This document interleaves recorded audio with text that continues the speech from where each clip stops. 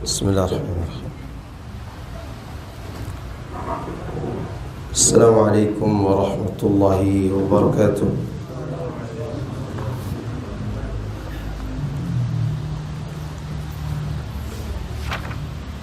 Innal hamdalillah nahmaduhu wa nasta'inuhu wa nastaghfiruh wa na'udzu billahi min shururi anfusina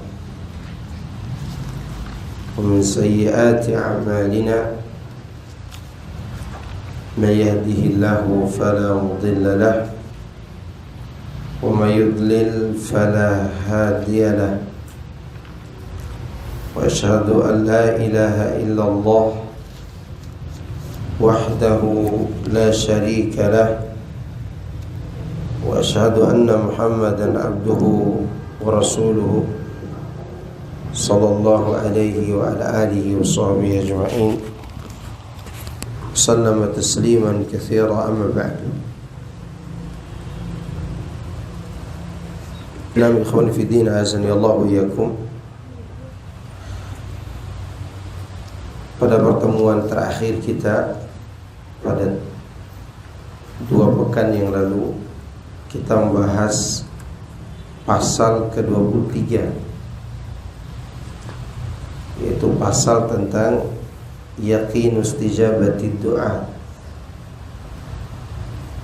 meyakini akan terkabulnya doa. Tentunya pasal ini dibangun di atas dalil dari Al-Quran dan Sunnah Nabi Sallallahu Alaihi Wasallam, di mana Allah Subhanahu wa taala berfirman, "Wa qala rabbukum ud'uni astajib lakum. Innal ladzina yastakbiruna 'an ibadati sayadkhuluna jahannama dakhirin." Dan Rabbmu berkata, "Mintalah kepadaku, niscaya aku akan mengabulkan permintaan kalian." Sungguhnya orang-orang yang menyombongkan diri dari beribadah kepadaku, sungguh dia akan mati dalam keadaan hina dina. Orang-orang yang menyombongkan diri dari beribadah kepadaku, yaitu tidak mau berdoa kepada Allah, mereka akan mati dalam keadaan hina dina, masuk neraka jahanam dalam keadaan apa? Hina.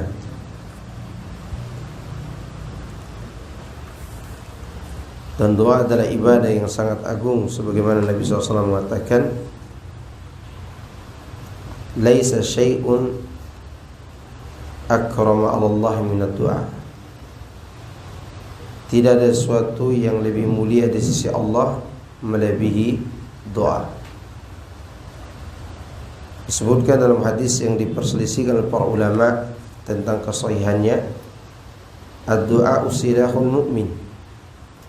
Doa adalah senjata orang yang beriman. Hadis ini secara sanad lemah, sebagaimana disebutkan oleh Syekh Ali Hasan Al-Halabi rahimahullah ta'ala dalam tahqiq kitab Ad-Da' wa Dawa karya Ibnu Qayyim. Demikian juga Umar bin Khattab menyebutkan tentang doa.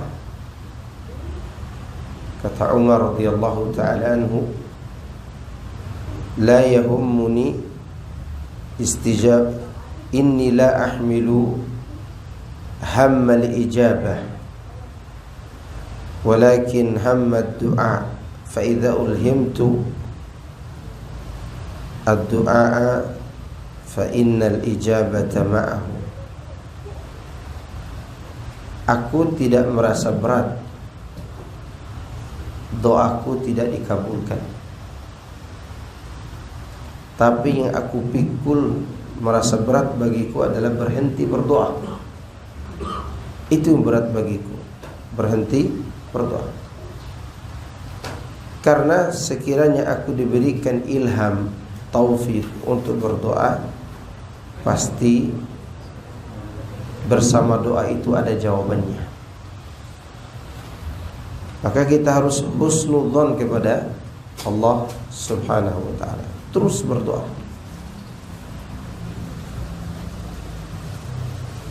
Karena doa itu pasti ada jawabannya. Kemudian taufik yang kita minta kepada Allah dalam doa kita akan kita dapatkan hasilnya seukuran dengan kuatnya niat. Bila niat kita baik dan kuat serta harapan kita juga kuat untuk mendapatkan taufik dan hidayah dari Allah, maka sebanyak itulah yang akan kita peroleh dari hidayah dan taufik tersebut. Maka perkuat niat kita, perbagus i'tiqad kita kepada Allah Subhanahu wa ta'ala. Waalaikumsalam. Syekh Abdul Aziz bin Baz rahimahullah pernah ditanya oleh seorang pemuda, yang pemuda itu senantiasa berbuat dosa, taubat dosa lagi, taubat dosa lagi. Apa kata Syekh rahimahullah? Terus anda berdoa, minta hidayah kepada Allah, dan bersyukurlah kepada Allah yang masih memberi anda kesadaran pada saat ini. Karena dengan terus berdoa itu Allah akan berikan anda apa? Taufik dan hidayah. Begitu cara kita untuk memperoleh apa? Taufik dari Allah Azza wa Jalla.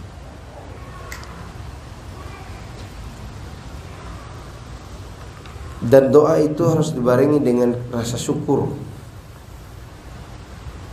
Maka di poin terakhir dari pembahasan kita adalah syukur dan doa.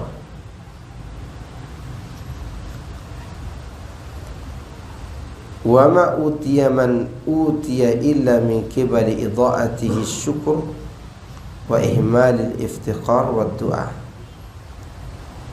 Tidaklah seorang terhalang dari sesuatu yang diinginkannya melainkan karena disebabkan dia mengabaikan rasa syukur kepada Allah,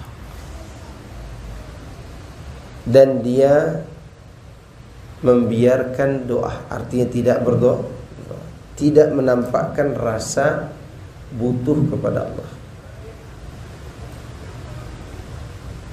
Perlu diketahui oleh kita bahwa orang yang berhasil mewujudkan rasa butuh kepada Allah dengan sempurna, maka orang tersebut akan dibutuhkan oleh orang banyak. Ingat itu. Semakin sempurna rasa kebutuhan kita kepada Allah, maka akan semakin banyak orang yang membutuhkan kebaikan yang ada pada diri kita, walaupun mereka memusuhi kita. Walaupun apa? Mereka musuh kita. Berapa banyak orang Yahudi dan orang Nasrani tertolong melalui syariat Rasulullah sallallahu alaihi wasallam. Maka oleh karenanya jangan pernah bosan berdoa, memohon, membutuhkan Allah.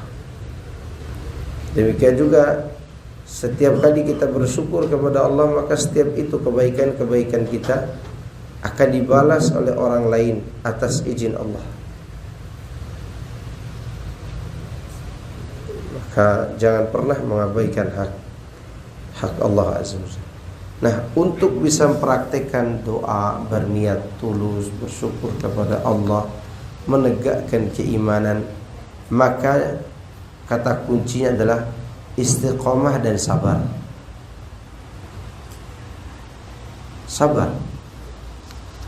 Sabar dalam 3 hal. Sabar di dalam melaksanakan ketaatan, sabar di dalam menjauhi maksiat, dan sabar ketika tertimpa musibah. Sabar itu, kata para ulama, di sini disebutkan oleh Al-Imam Ibnu Qayyim, fa innahu minal imani bimanzilati ar-ra's minal jasad, fa idza quti'a ar-ra'su fala baqa'a lil jasad. Sesungguhnya kesabaran itu berkedudukan sebagai kepala untuk jasad. Jika kepala terpotong, maka tidak ada gunanya jasad.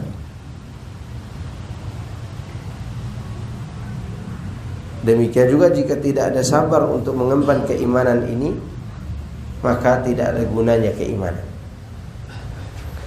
Kenapa orang munafik jadi munafik? Jawabannya, tidak sabar dari gangguan kaum musyrikin. Maka disebutkan dalam surah Al-Ankabut ayat 10, setelah Allah bercerita tentang hamba-hambanya yang bersabar, Allah bercerita kondisi orang munafik, kenapa mereka jadi munafik.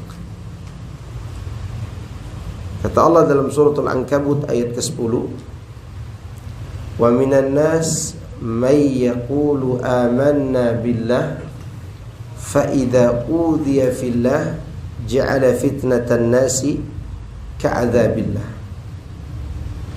Dan di antara manusia ada orang-orang yang berkata, kami beriman kepada Allah, namun bila mereka diuji di jalan Allah, mereka menjadikan fitnah-fitnah manusia itu setara dengan azab Allah. Apa kata kuncinya mereka meninggalkan keimanan ini? Karena mereka meninggalkan sabar. Tidak kuat menahan ujian di jalan Allah. Maka pelajaran yang pertama kali kita pelajari dalam kitab Ushulus Salasah, di poin pertama, di muqaddimah pertama, ada 4 perkara fardu ain kita pelajari. Ya enggak? Ilmu untuk mengenal Allah, Nabi dan agamanya, beramal, berdakwah, yang keempat apa? Sabar. Mempelajari 4 hal ini, ikhwan fillah azakumullah, bukan fardu kifayah. Setiap orang wajib fardu ain. Siapa yang tidak belajar tentangnya, maka dia telah berdosa. Dan antum perhatikan bagaimana Allah berfirman di surat Al-Asr itu, wa tawassaw bil haqqi wa tawassaw bi as-sabr. Disebutkan dulu wasiat dengan kebenaran, baru disebut wasiat dengan kesabaran. Ada apa? Jawabannya, setiap orang yang pegang dengan kebenaran akan melalui ujian, dan dia butuh apa? Kesabaran. Antara kebenaran dan sabar ini ada sesuatu di tengahnya yang harus dilalui. Apa itu? Ujian.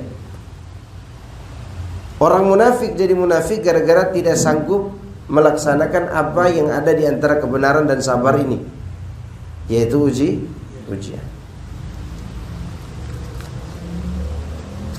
Kadang kita diuji di keluarga kita, kadang kita diuji di orang-orang dekat kita, kerabat kita. Kadang kita diuji dengan sahabat-sahabat kita. Kadang kita diuji dengan orang-orang bodoh. Kita kadang diuji dengan orang-orang cerdas, sehingga kita harus menghadapi orang-orang yang S2, S3, yang profesor, orang-orang yang intelektualnya tinggi tapi pemahamannya liberal. Terkadang kita diuji dengan orang-orang bodoh yang kalau kita sampaikan qala Allah, qala Rasul, justru mereka semakin apa? Lari, tidak mau mendengar kita, berhenti dari apa? Mengikuti ajaran-ajaran kita ajarkan. Itu ujian. Maka kata kuncinya apa? Sabar. Terkadang kita diuji di antara kita sendiri, saling memboikot, saling menghajar, saling mentahdir, hanya karena masalah-masalah sepele. Itu ujian juga. Yang ditahdir baperan, yang mentahdir cari-cari kesalahan. Kapan selesainya? Bisa diselesaikan dengan cara apa? Saling menahan lisan. Saling menahan apa? Tulisan. Itu disebut dengan apa? As-sabr. Apa namanya? Sabar. Maka sabar kita itu selalu bermuara pada 3 perkara tadi. Sabar untuk mentaati Allah, terus kita taati Allah. Karena gampang. Dapat hidayah itu gampang.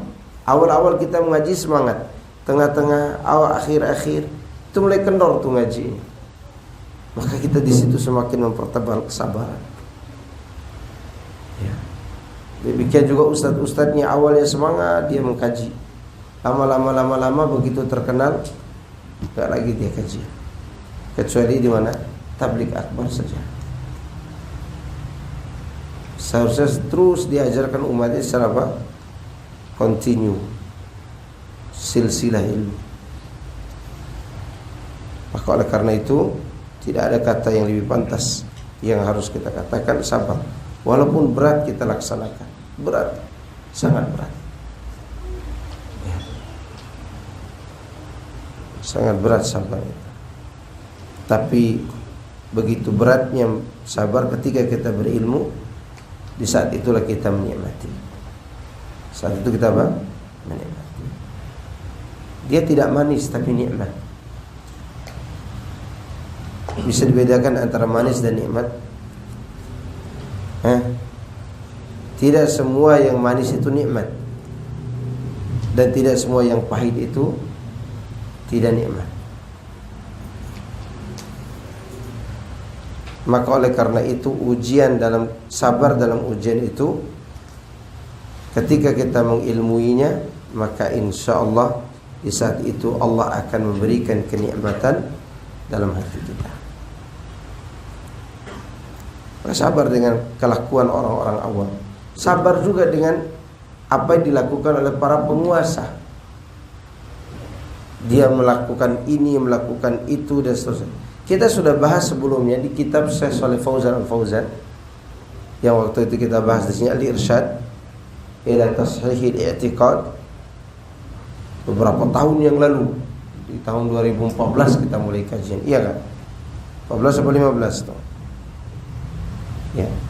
Di pembahasan mengenai hukuman bagi mereka yang tidak berhukum dengan hukum Allah, beliau katakan orang-orang itu dihukum oleh Allah, diadab oleh Allah dengan cara apa? Dengan cara dibuat bingung dengan hukum yang mereka buat sendiri. Maka kita tidak perlu ikut campur mencaci maki dan seterusnya. Biar Allah berbuat sendiri. Karena kita yang melihat sesuatu yang tidak sedap dari para penguasa, disuruh apa oleh syariat? Sabar. Ya, karena ada yang mengurus mereka, yang mampu untuk mengurus mereka, yaitu Allah Subhanahu wa ta'ala. Terkadang kita ini mau melihat hasilnya sekarang juga. Biarlah kita sekarang mengajarkan orang. Mungkin hasilnya kita tidak lihat pada saat kita hidup. Nanti 100-200 tahun yang akan datang, tempat ini akan menjadi cerita. Akan menjadi apa? Cerita dan sejarah. Antum selesai berdagang, antum selesai melakukan aktivitas duniawi, setelah Isya masih sempat juga mengaji. Anak-anak antum ini akan berbicara nantinya, setelah tubuh kita berkubang tanah. Mereka akan berbicara dan menjadikan kita sebagai contoh betapa sabarnya ayah kami dulu datang mengaji dan datang memberikan pengajian. Itu yang akan diperoleh di dunia. Maka dikatakan apa? As-sabru bimanzilati ar-ra'si minal jasad lil jasadi. Fa idza quti'a ar-ra'su fala baqa'a lil jasad. Sabar itu seperti kepala untuk tubuh. Jika kepalanya terpotong, tidak ada gunanya tubuh itu menetap. Ini yang menjadi kata kunci berdoa, bersyukur, dan seterusnya. Kemudian pasal ke-24. Al-haulu wal quwwatu billahi wahdah. Daya dan kekuatan hanya milik Allah saja. Dan itu sering kita ucapkan sebelum keluar dari rumah. Bismillah tawakkaltu 'ala Allah, la haula wala quwwata illa billah. Dengan menyebut nama Allah, ya, Bismillah, aku bertawakal kepadanya. Tidak ada daya dan kekuatan kecuali dari Allah. Ini seharusnya bukan hanya dibaca atau sekedar dinukil dari kata-kata saja, tapi ini dimasukkan dalam keyakinan.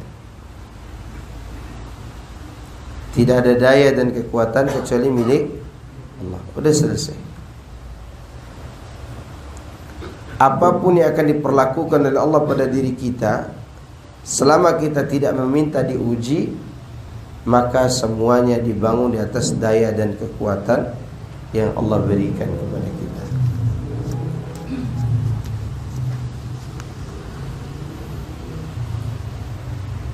Laisa fil wujubil mumkini sababun wahidun mustaqillun bitta'sir. Tidak ada sesuatu pun dalam kehidupan nyata ini yang menjadi sebab yang berdiri sendiri di dalam memberikan pengaruh. Tidak ada sesuatu berdiri sendiri untuk memberikan pengaruh kepada yang lain. Tidak ada, kecuali Allah saja. Pasti ada sebab lain yang membantunya sehingga terwujudkan apa yang diinginkan.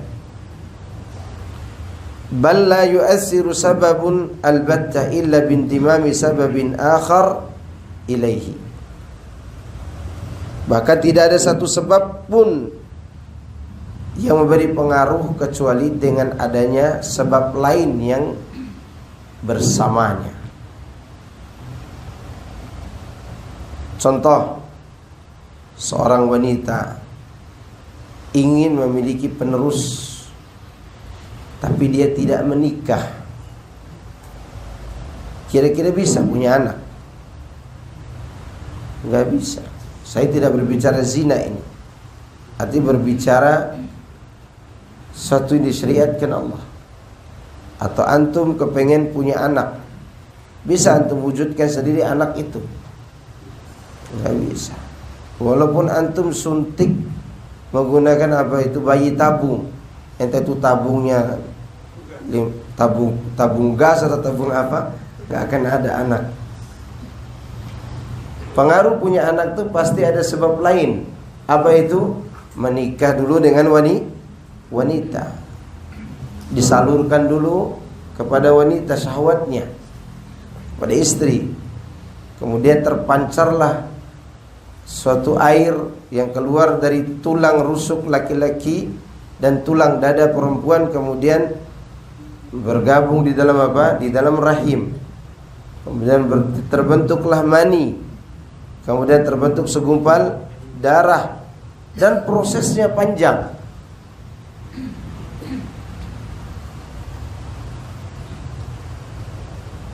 Dan tidak hanya karena bergabung dengan sebab lain, tapi disyaratkan wantifai mani'in yamna'u ta'sirahu, dan harus hilang penghalang dulu. Yang mana ada penghalang yang bisa menghalangi terwujudnya buah tersebut. Misal contohnya tadi, seorang suami istri ingin punya anak, tapi si istri masih pakai KB. Mereka berhubungan setiap hari berbulan-bulan sampai suaminya jalan pakai lutut gara-gara cari anak. Ternyata kenapa tidak punya anak-anak? Tidak punya anak. Ternyata si istri pasang apa? KB, yang harus dicabut dulu penghalang itu. Ya. Sehingga dengan sebab itu akan terwujudlah buah daripada sebab tadi. Tentunya itu juga atas izin siapa? Izin Allah Azza wa Jalla. Ya, karena kalau tidak diizinkan oleh Allah, dia tidak akan punya keturunan. Gitu.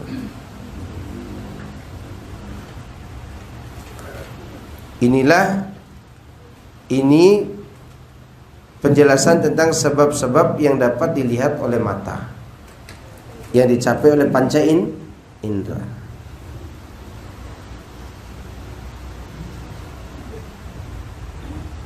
Wa fil asbabil ghaibati wal asbabil ma'nawiyah ka ta'thiri syamsi fil hayawan wan nabat. Ada juga sebab-sebab yang tidak terlihat bagaimana prosesnya, dan juga ada sebab-sebab maknawi, seperti terwujudnya sebuah kenyataan melalui pengaruh matahari. Pengaruh matahari pada hewan dan juga tumbuhan. Itu kan kita tidak tahu bagaimana cara masuknya pengaruh tersebut. Ada cahaya, ya tumbuhan. Hewan merasa nyaman dengan adanya cahaya matahari. Nah, kejadian itu fa innahu mauqufun ala asbabin ukhar. Ini juga tidak bisa berdiri sendiri, dia pasti berdiri di atas sebab-sebab yang lain. Ya. Min wujudi mahallin qabilin. Di antaranya adalah adanya tanah atau tempat yang dapat menyerap cahaya itu, atau hujan lah gitu. Wa asbab ukhar tandammu ila dzalika sabab, dan sebab-sebab lain yang bersatu dengan sebab tadi. Misalnya tumbuhan. Bisakah tumbuhan itu tumbuh dengan cahaya matahari saja? Tidak. Harus ada apa? Air. Bisakah tumbuhan itu tumbuh dengan air saja tanpa matahari? Tidak juga. Harus ada pengaruh cahaya. Demikian juga pengaruh hati kita. Pengaruh Al-Quran dalam hati kita ini dua-duanya. Ada cahaya, ada kesejukan. Kalau tidak ada kesejukannya, maka tidak akan tumbuh keimanan. Kalau tidak ada cahaya dan sejuk saja, maka dia akan membusuk. Dia akan apa? Membusuk. Makanya Rasulullah SAW menamakan Quran itu dengan dua sifat, Rabi'a qalbi wa nura sadri, sebagai penyejuk hati dan penerang dada. Itu kita bahas pada bab at-tauhid wal ubudiyah pada pasal-pasal sebelumnya. Demikianlah pengaruh-pengaruh itu terjadi, dia tidak akan berikan pengaruh dengan sendirinya. Pasti ada sebab lain yang menyatu dengannya sehingga terwujudkan pengaruh yang diinginkan. Seperti contoh tadi, antum tanam bunga di dalam ruangan tertutup, tidak ada cahaya, disiram terus tuh bunga tumbuh, tetapi dia tidak sehebat tumbuh ketika terkena cahaya matahari. Atau dinyalakan terus di cahaya matahari, tidak disiram-siram, jadi apa? Bukan hanya layu, kering, ya, kering kerontang. Nah, tidak hanya bergabung dua sebab itu, harus ada sebab lain yang dihilangkan, yang menghalangi tumbuhnya tadi. Apa itu? Hilangnya hama, ya kan? Menghilang, baik hama itu berbentuk rumput-rumput lain atau binatang-binatang yang menghancurkannya. Nah, demikian juga dalam bab keimanan.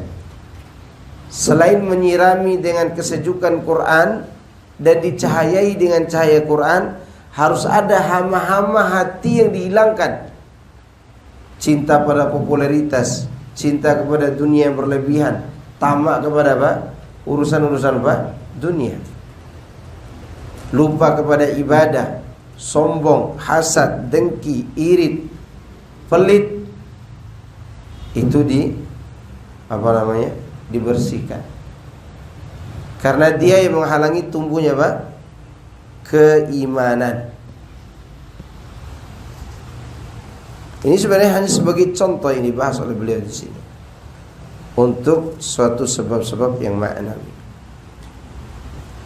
Kadzalika husulul waladi mauqufun ala iddati asbabin ghairi wat'il fahli.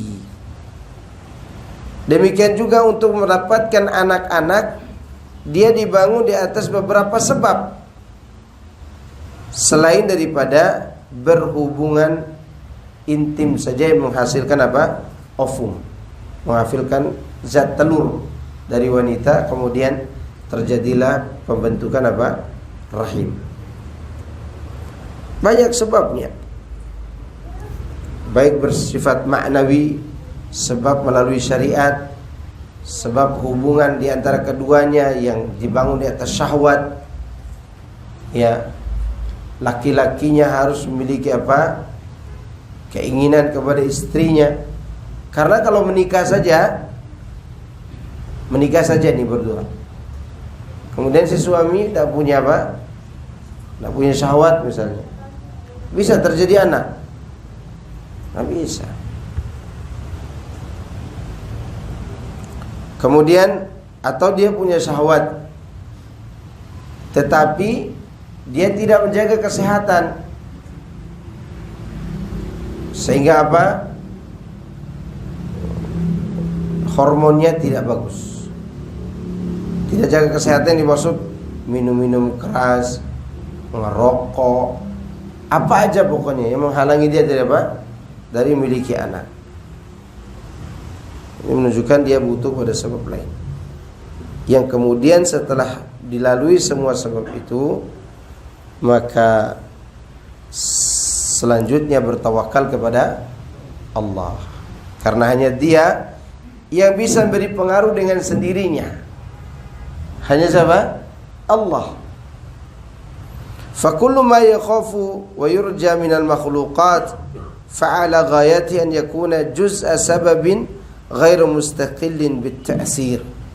Maka semua yang diharapkan, semua yang ditakutkan dari seluruh makhluk, maka tujuannya yang paling tertinggi dia hanya bisa mencapai sebagian dari sebab saja. Bisa begini, ana berharap kepada antum, dan antum bisa mewujudkan harapan itu secara tenaga maupun ekonomi. Ana harap antum bantu ana ya, besok kita gali sumur. Harapan ana ini paling tinggi ana dapatkan dari beliau ini hanya satu bagian sebab saja, belum yang lainnya. Dia tidak sebab yang utuh, karena mungkin beliau tidak bisa menggali dengan apa? Dengan tangannya. Dia harus butuh kepada linggis atau butuh kepada mesin. Begitu yang dimaksud. Dia tidak bisa memberi pengaruh dengan sendirinya. Dia hanya satu bagian dari sebab-sebab yang ada. Wala yastaqilu bit-ta'thir wahdahu duna tawaqquf fi ta'thirihi ala ghairihi illa Allah al-wahidul qahhar. Tidak ada yang bisa memberi pengaruh dengan sendirinya tanpa bantuan yang lain kecuali Allah saja. Allah tidak butuh bantuan siapapun di dalam mewujudkan apa yang Dia kehendaki. Dia kehendaki sesuatu, Dia mewujudkannya, Dia membentuknya. Kapan Dia berkehendak? Pada saat penulisan takdir. Antum diciptakan dengan bentuk ini, menjadi orang Indonesia.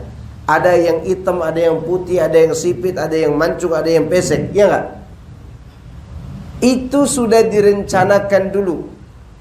Yang direncanakannya pasti akan Dia wujudkan. Maka terciptalah kita.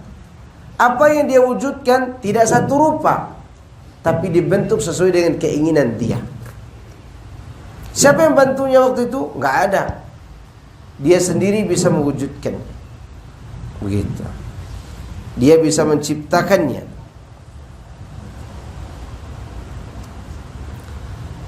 Kemudian selanjutnya, fala yanbaghi an yurja wala yukhafu ghairuhu. Maka tidak sepantasnya kita terlalu berharap dan takut kepada selain Allah. Tidak selayaknya.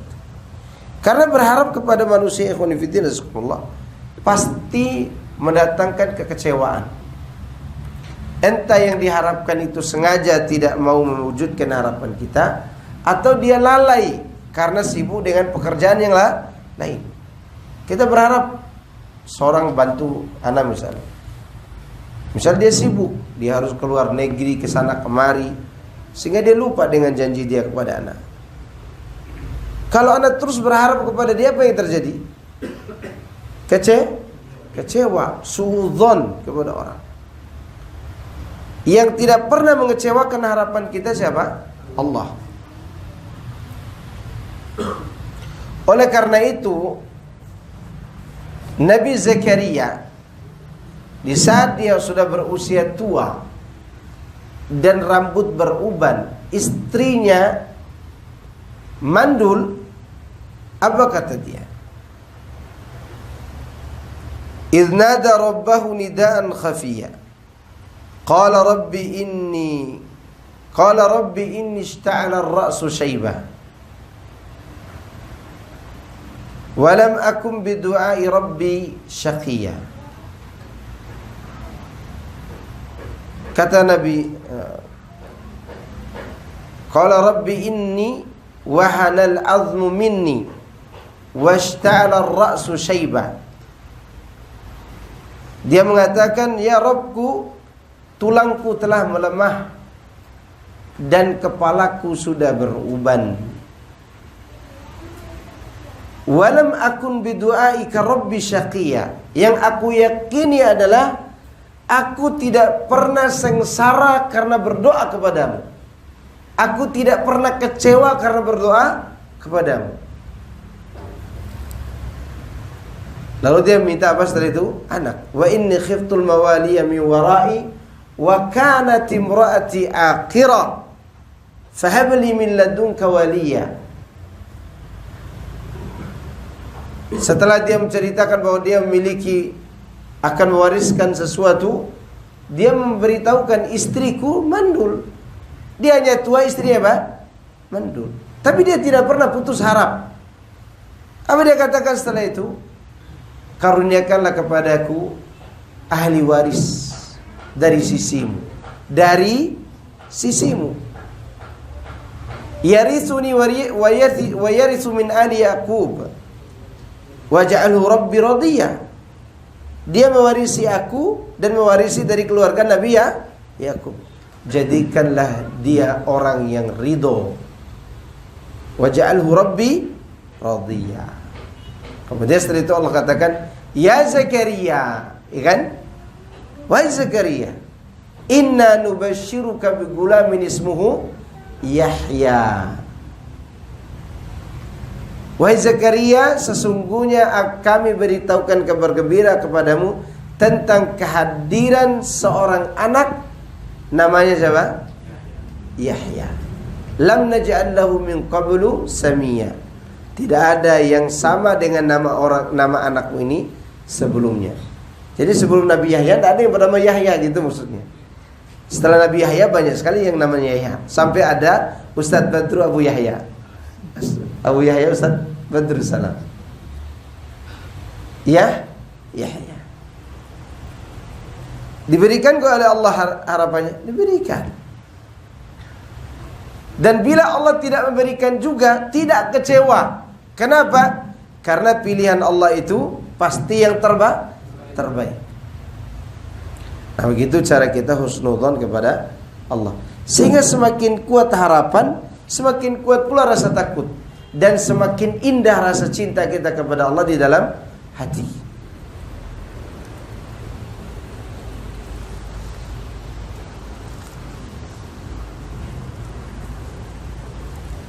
antara raja dan khauf. Wa hadha burhanun qat'iyyun ala anna ta'alluq ar-raja'i wal khauf bi ghairihi batilun.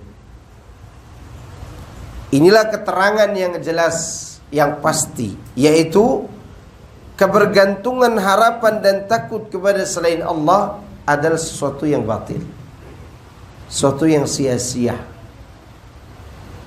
tidak ada gunanya. Tidak apa?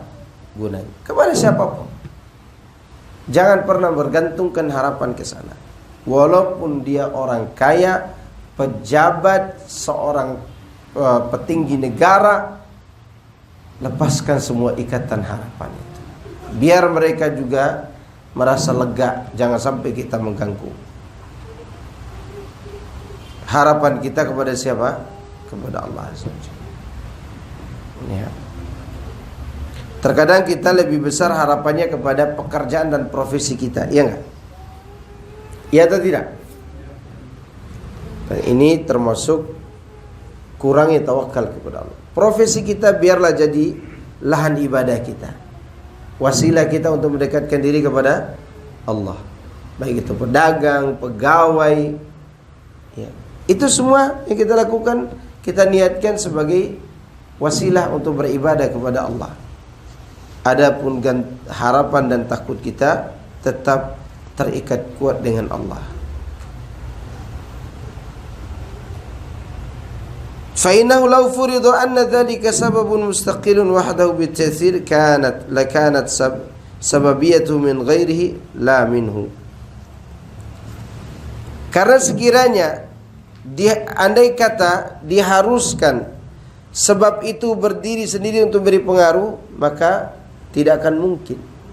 Pasti akan ada pengaruh dari yang lain, bukan dari orang itu.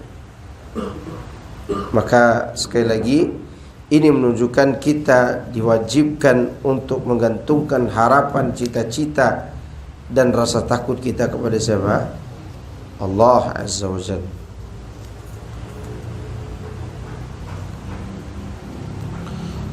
Falaisa lahu min nafsihi quwwatun yaf'alu biha. Makhluk itu tidak memiliki daya dan kekuatan yang dengannya dia bisa berbuat, tidak punya.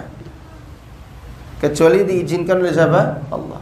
Kalau ada orang kuat gitu, dia katakan aku bisa melakukan segala sesuatu, belum tentu. Ya, bisa ada orang ototnya kuat begini, dia bisa angkat angkot yang nakal-nakal duluan. Ya, dia bisa angkat. Tapi begitu dia gatal di bagian belakang suruh garuk bisa? Nggak bisa. Nggak bisa dia. Atau ada nyamuk yang nempel di bagian belakang sini, dia bisa nepuk begini? Nggak bisa. Manusia itu tidak memiliki daya dan kekuatan kecuali apa yang diizinkan oleh Allah Subhanahu wa ta'ala. Maka jangan berbangga dengan kelebihan kita, karena orang akan menyerang kita pada kelemahan kita. Iya enggak?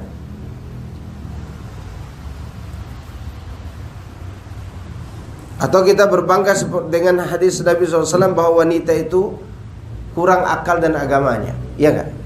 Tapi dia bisa menyerang akal kita sehingga akal kita hilang. Itu menunjukkan bahwa kita tetap butuh kepada Allah ketika menghadapi makhluk yang kurang akal dan agamanya itu. Siapa? Wanita yang sangat unik hidup di tengah-tengah kita. Ditinggalkan dia merindu, didekati dia membosan, habislah kita.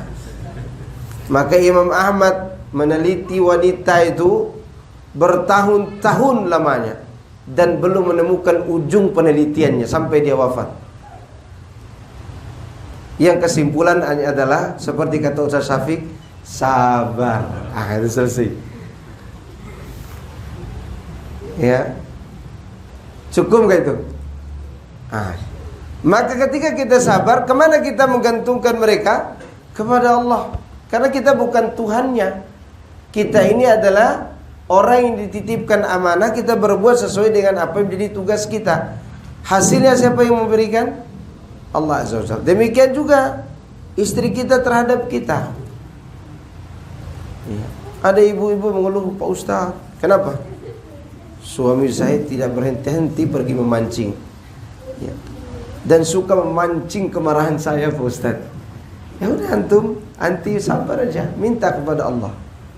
Ya, jangan minta cerai, minta kepada Allah agar tetap bertahan hubungannya. Karena kita butuh kepada Allah Subhanahu wa taala.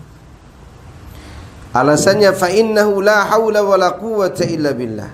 Karena sungguhnya tidak ada daya dan kekuatan kecuali milik Allah. Fa huwa alladhi bi yadihi al-haulu kulluh wal quwwatu kulluha. Maka di tangan Allah lah segala daya dan kekuatan seluruhnya.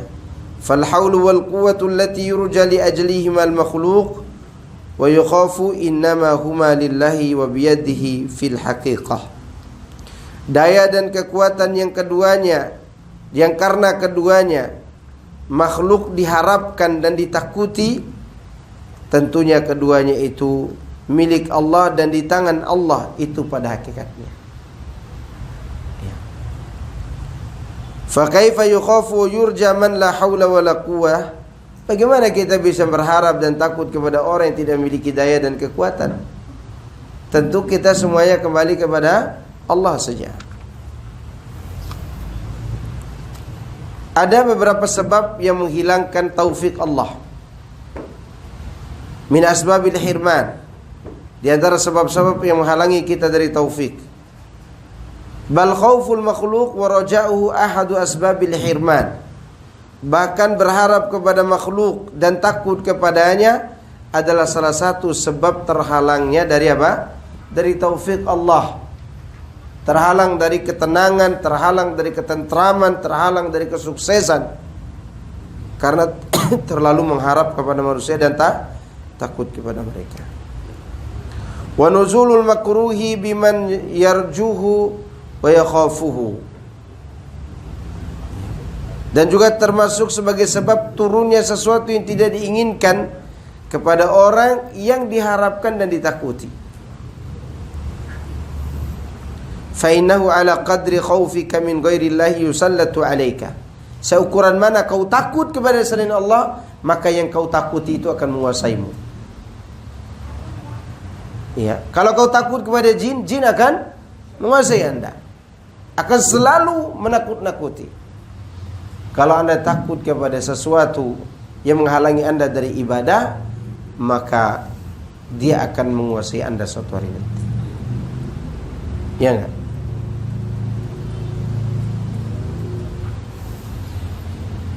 Wa ala qadri raja'ika li ghairihi yakunul hirman. Seukuran harapanmu kepada selain Allah, seukuran itu pula engkau terhalangi dari taufik. Ya, terhalangi dari apa? Taufik. Wa hadza halul khalqi ajma'ihi. Inilah keadaan manusia pada umumnya. Wa in dhahaba aktsarihim an aktsarihim ilman wa halan.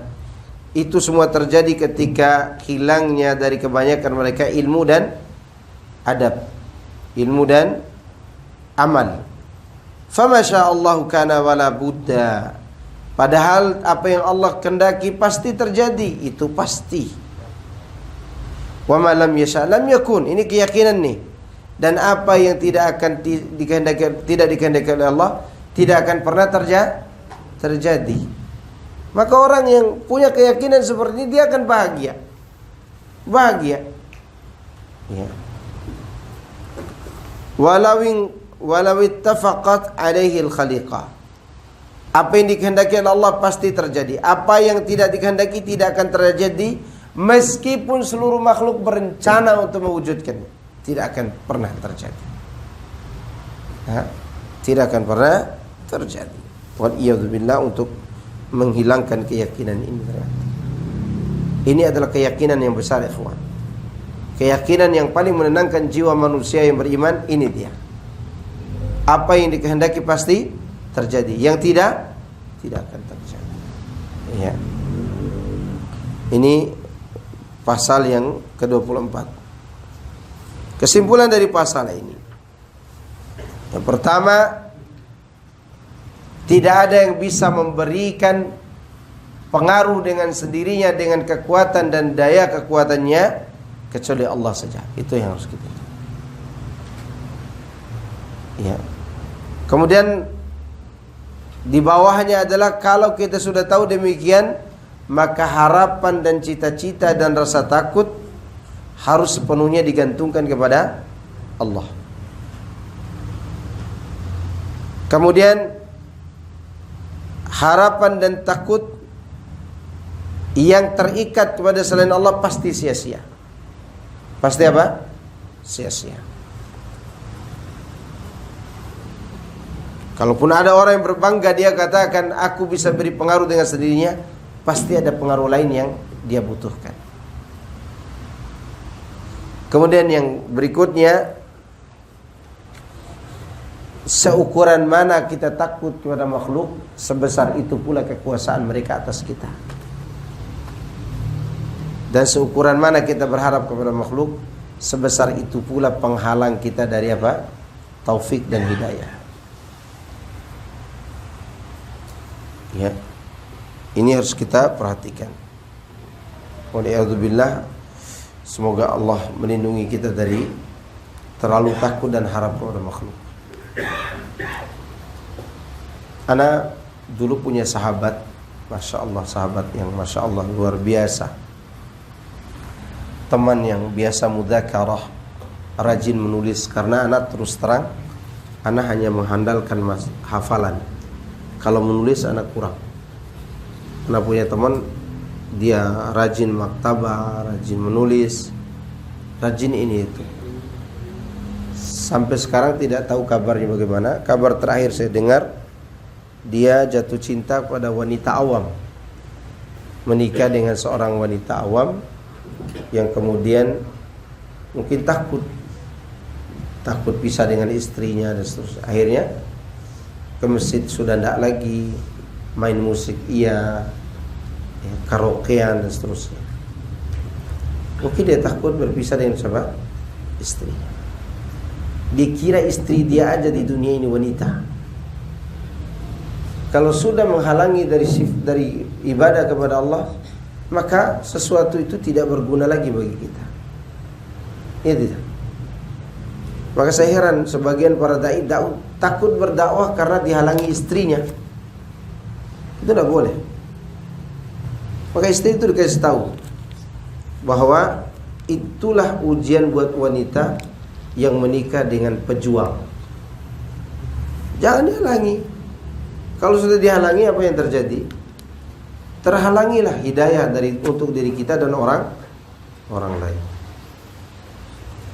Ya. Karena salut dengan salah seorang ustadz. Dia sekarang Masya Allah dia berkiprah dalam dunia dakwah. Dia cerita sebelum dia berdakwah ini, sepulangnya dari Timur Tengah, dia bercerita kepada saya, istri saya, kata dia, setelah punya anak,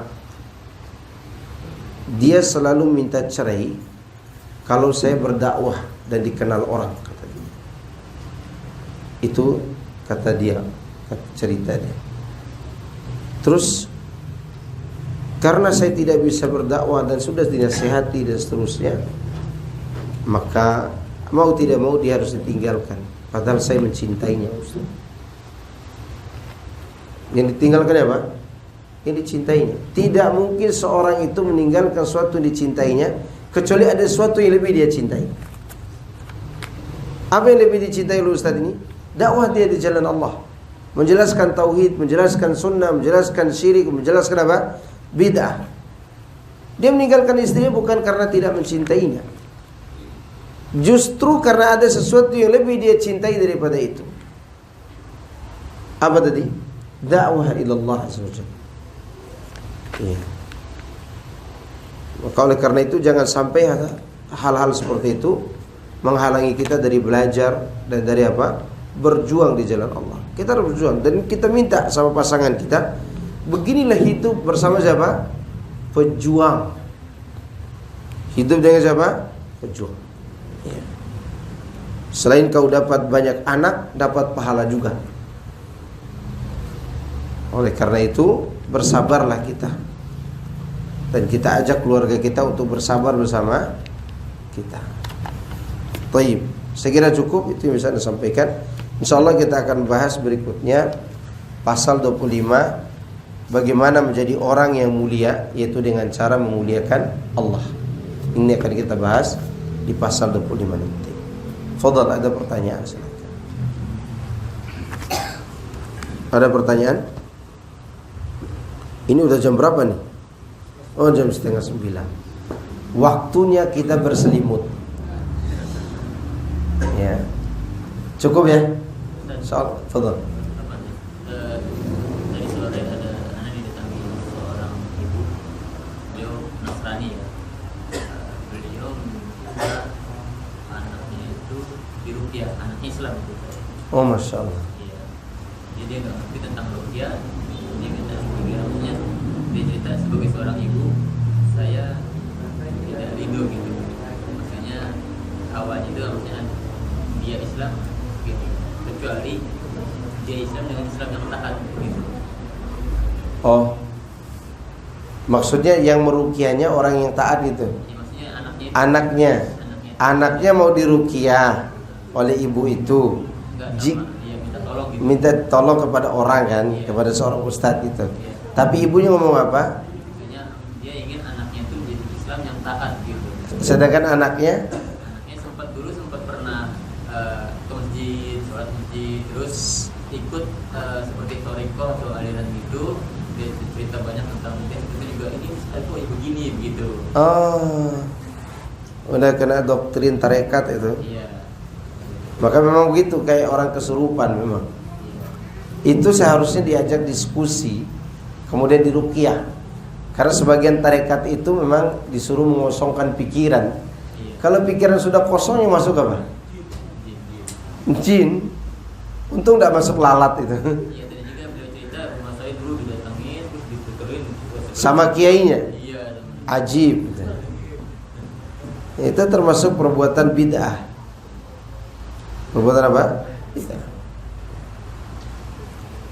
Kira-kira langkah apa yang harus Pertama diajak diskusi. Kalau dia tidak bisa diajak diskusi, antum ruqyah.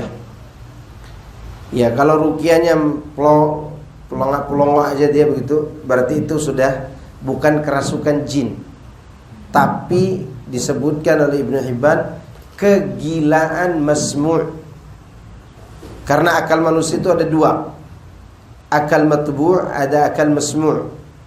Apa itu akal matbu'? Akal yang kita miliki untuk membedakan mana orang gila, mana orang waras. Itu namanya akal matbu'. Ya, kita ditabiatkan punya akal. Yang kedua, akal masmu', yaitu akal pemahaman.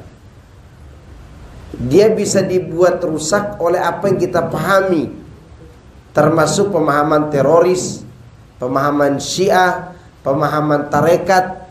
Itu bisa merusak apa? Termasuk pemahaman filsafat. Nah, itu kalau sudah masuk bisa mempengaruhi akal yang waras tadi menjadi tidak waras. Maka kata Imam Syafi'i, man ta'allama tasawufan la yakunu naharan illa ahmaq. Siapa yang belajar tasawuf paginya, siangnya dia akan menjadi orang paling dungu. Itu baru setengah hari itu. Gimana dengan setengah bulan? 1 tahun. Dan Anda pernah belajar itu selama berapa bulan? 6 bulan. 6 bulan itu tidak ada tidur malamnya. Bangun terus, karena didatangi Tuhan terus dalam perasaan kita. Bukan hanya seperti Yusuf Mansur didatangi Nabi. Itu Yusuf Mansur juga termasuk sudah kemasukan itu. Dari gaya dia berbicara, sudah berbicara di bawah alam sadar namanya. Maka tidak ada yang bisa menyembuhkannya kecuali kembali kepada Al-Quran dan Sunnah di atas pemahaman Salafu al-Ummah. Dan itu butuh waktu untuk menyadarkannya. Karena dia merasa diri sudah dekat dengan siapa? Allah. Padahal dia dekat dengan siapa? Syaitan. Tapi dia tenang, Pak Ustaz. Iya, itu namanya khusyuk syaitoniyah namanya. Khusyuk syaitan.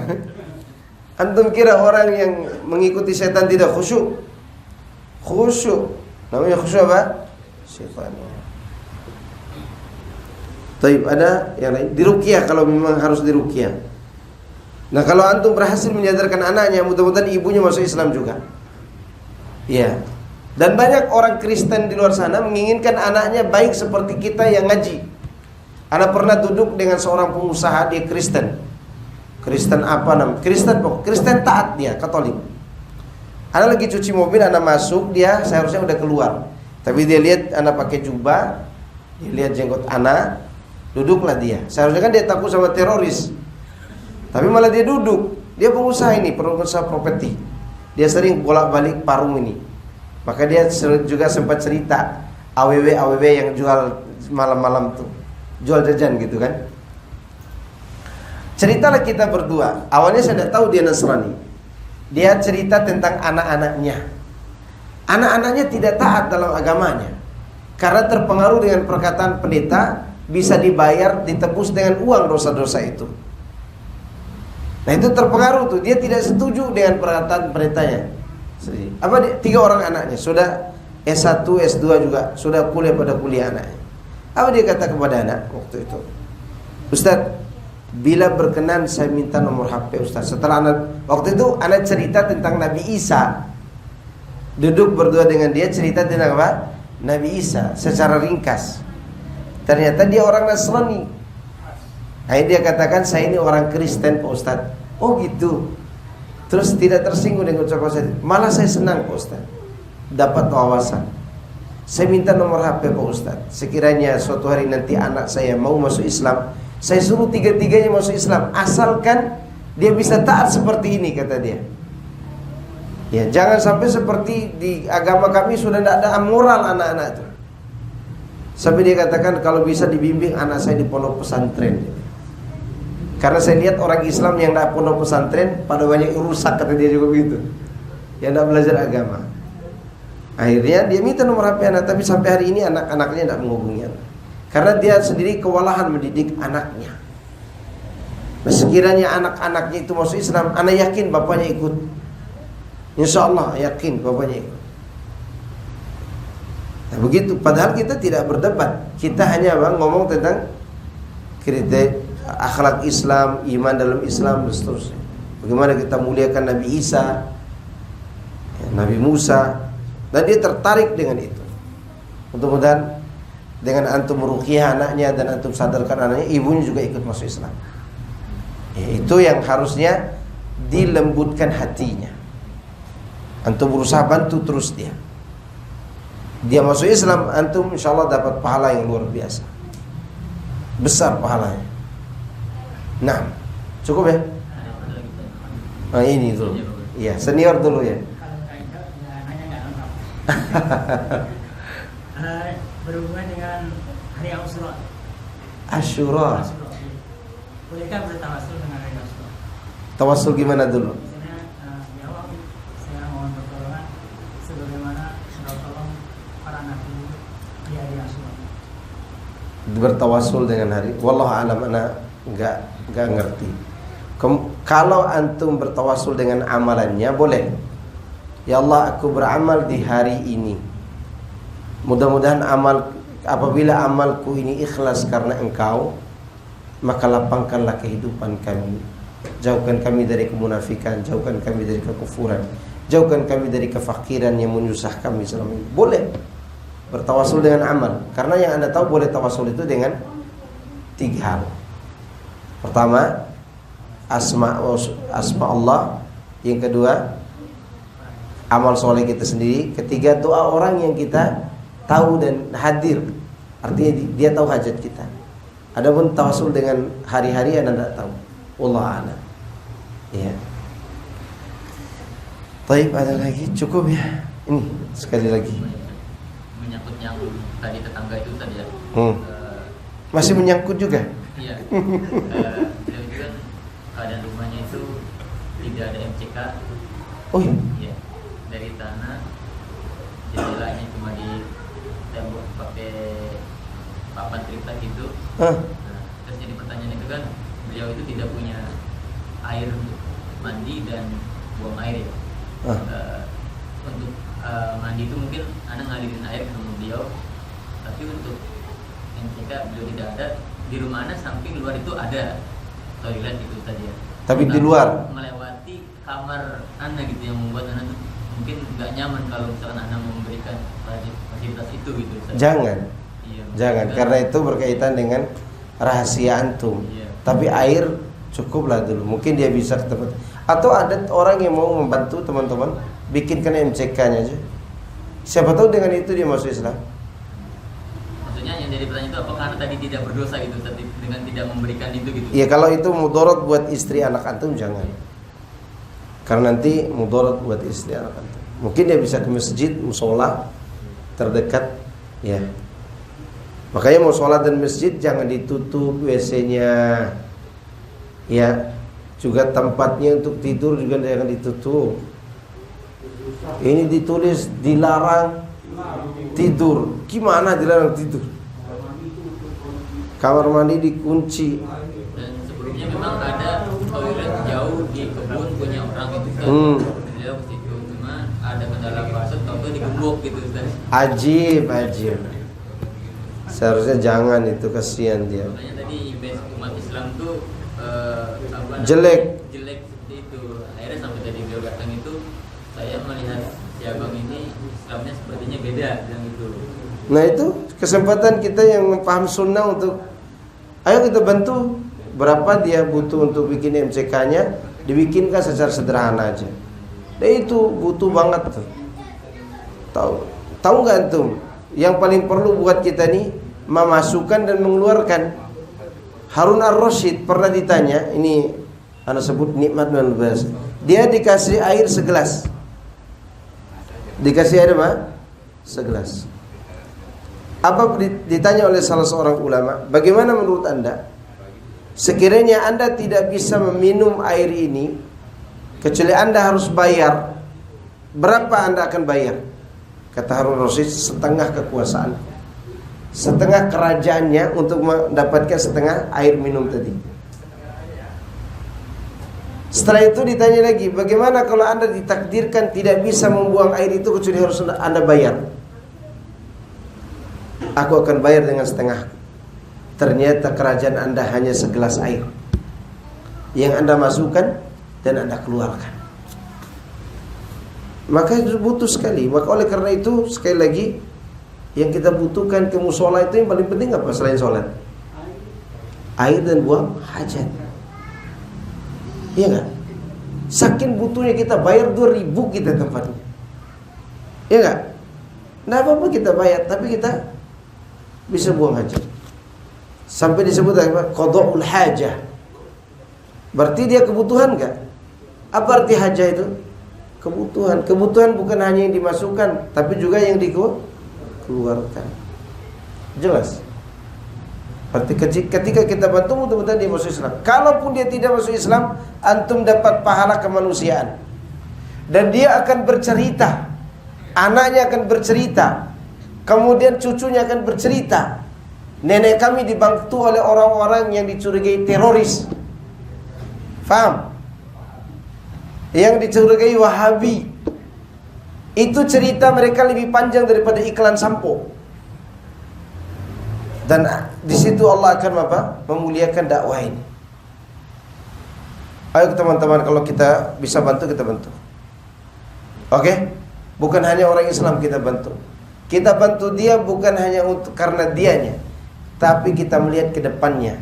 Seperti yang saya katakan tadi, ini tempat akan dibicarakan 100 tahun yang akan datang, 50 tahun yang akan datang, 20 tahun yang akan datang. Karena apa?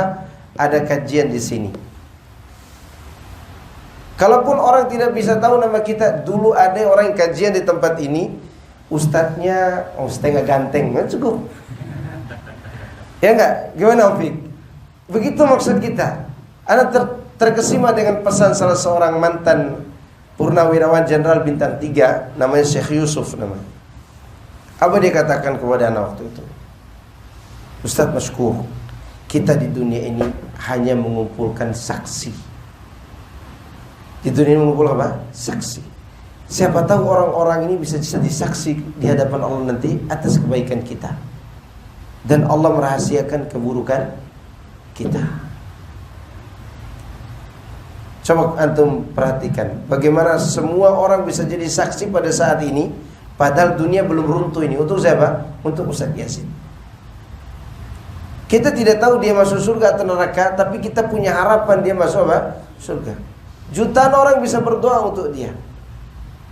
Kenapa? Karena dia telah berhasil mengumpulkan saksi-saksi dalam kebaikan selama ini.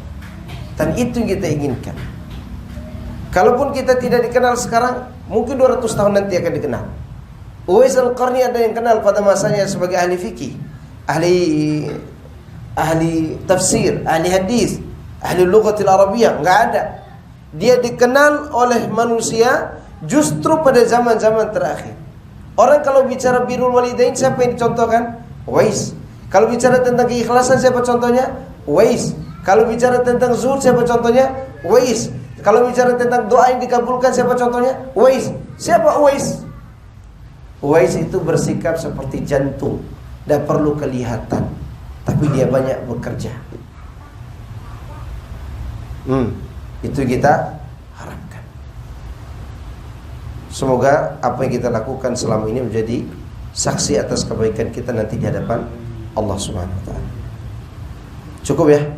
Subhanakallahumma bihamdika asyhadu an la ilaha illa anta astaghfiruka wa atubu ilaik. Assalamualaikum warahmatullahi wabarakatuh.